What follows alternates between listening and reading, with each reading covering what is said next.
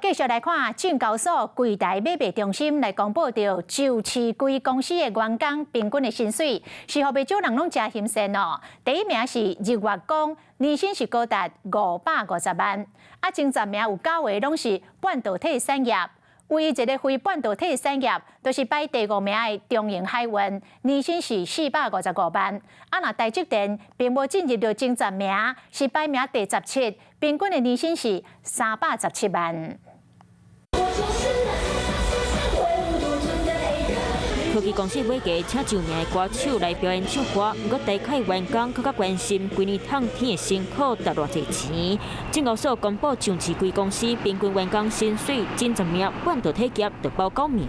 其实 IC 设计本身就是一个所谓的技术密集的产业，它所需要的工程师的进入门槛也相对偏高。 员工平均薪水头名由日月光投控以550.8万提到，再来是水电500.1万，联发科499.2万，中营海运第5名459.3万。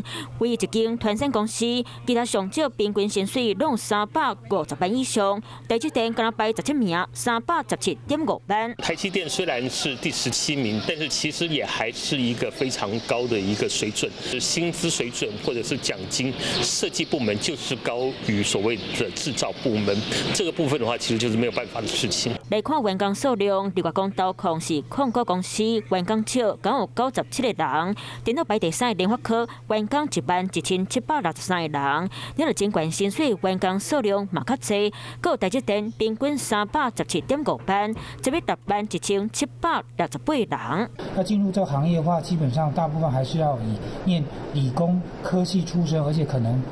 蛮多这种上市柜的半导体大企业都是看至少要念到硕士的一个这个学历。认真科技业领尽管薪水，不是干那靠底薪。来看薪水结果，有绩效奖金、年底奖金，甚至是分贵分红。有的公司还有股票选择权，不哩个各行各业拢有伊辛苦的所在，嘛是爱靠家己打拼，会较实在。